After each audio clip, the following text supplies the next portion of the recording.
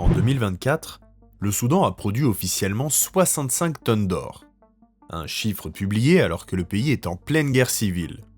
Parmi ces 65 tonnes, plus de 53, soit environ 83%, proviennent de l'extraction artisanale.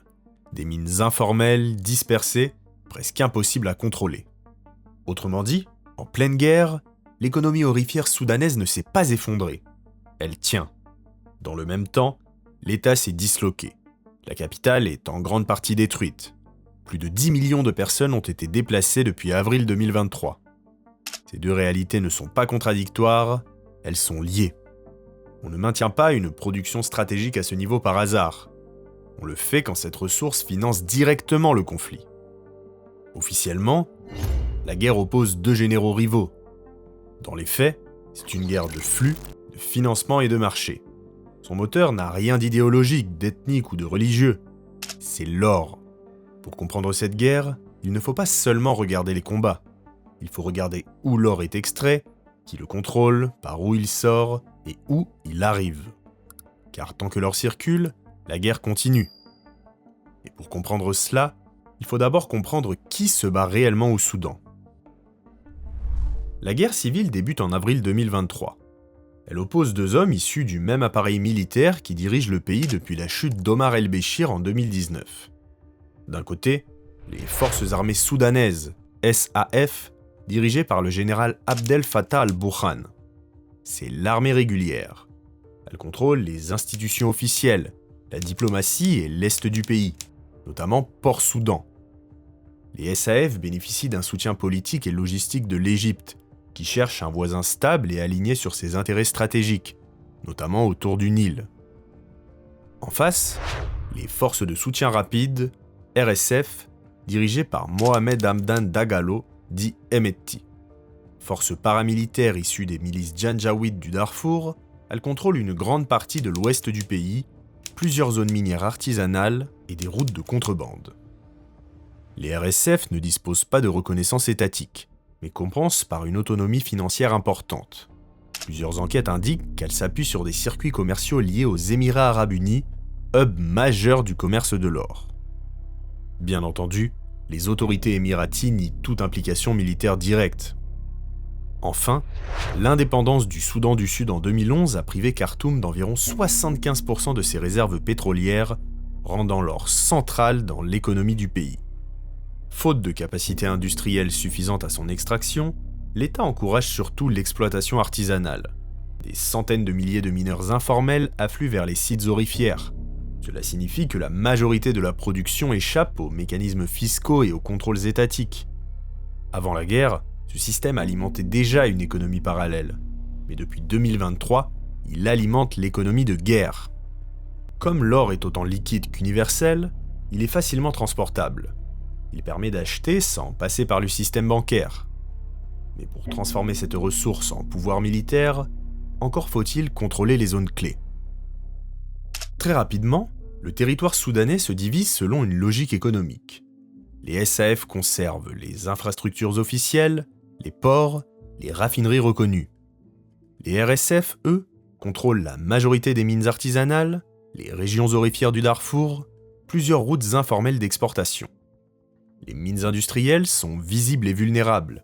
Les mines artisanales sont dispersées, mobiles, adaptées à une milice. Dans les zones sous leur contrôle, les RSF imposent aux mineurs de vendre leur production à des intermédiaires liés au groupe, à des prix fixés. Ces revenus financent l'achat d'armes, le carburant, la logistique et des équipements comme des drones. La question suivante devient alors centrale. Par où cet or quitte-t-il le pays ? La réponse, les Émirats arabes unis, et en particulier Dubaï, sont devenus une place centrale du commerce mondial de l'or.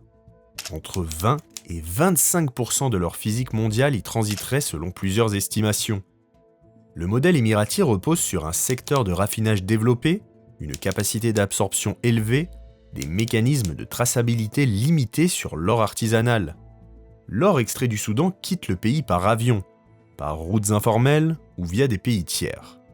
Il arrive aux Émirats sous forme de lot déclaré comme or recyclé ou d'origine mixte. Une fois fondu, son origine disparaît, le métal devient juridiquement revendable sur les marchés internationaux.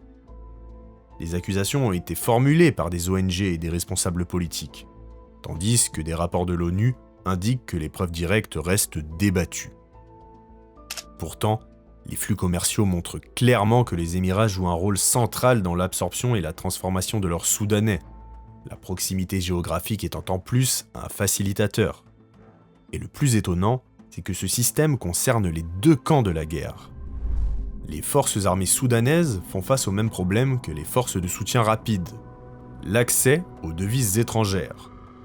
Or, dans une guerre moderne, elles sont essentielles.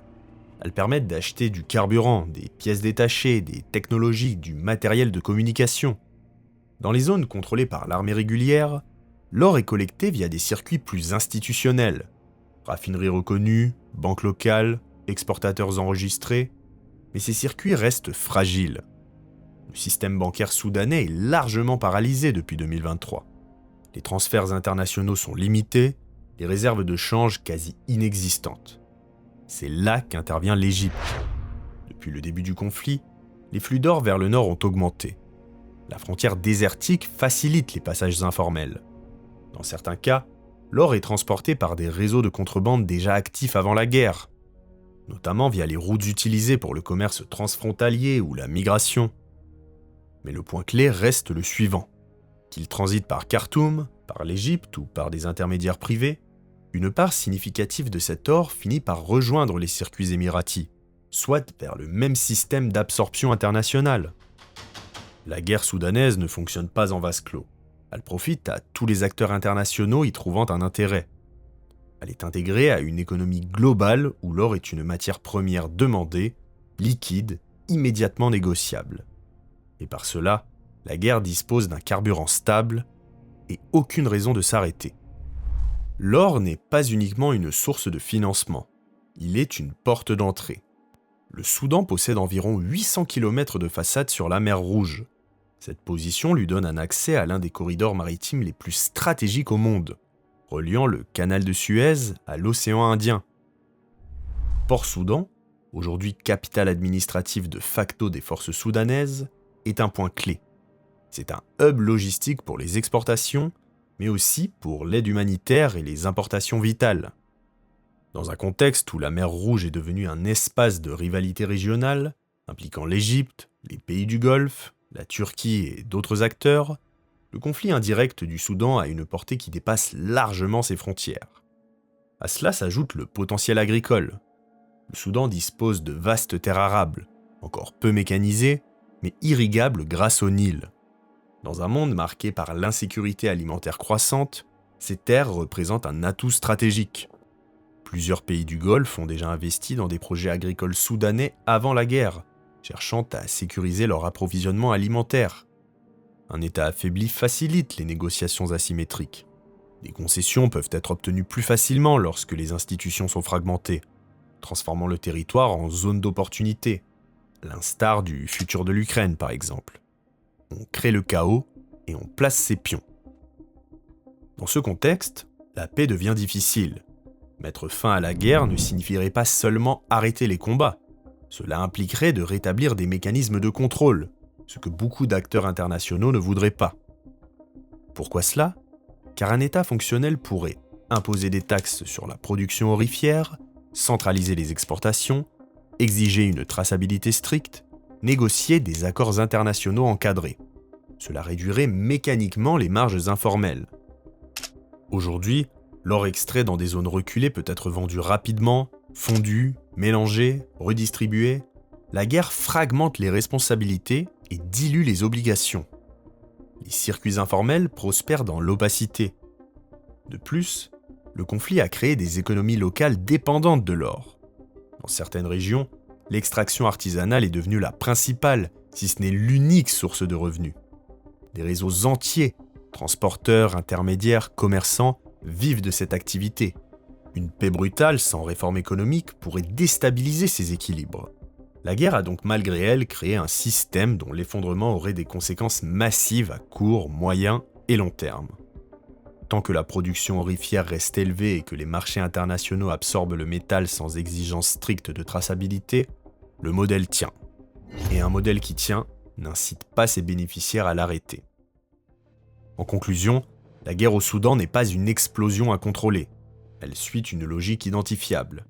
Une ressource stratégique, des zones d'extraction fragmentées, des circuits d'exportation opaques, des acteurs internationaux capables d'absorber le métal et des marchés mondiaux demandeurs. Le conflit n'est pas isolé. Il est intégré à l'économie globale de l'or. Tant que ce système fonctionnera, tant que l'or soudanais pourra entrer dans les circuits internationaux sans traçabilité complète, le conflit disposera d'un financement durable. Par conséquent, cette guerre risque de durer encore longtemps.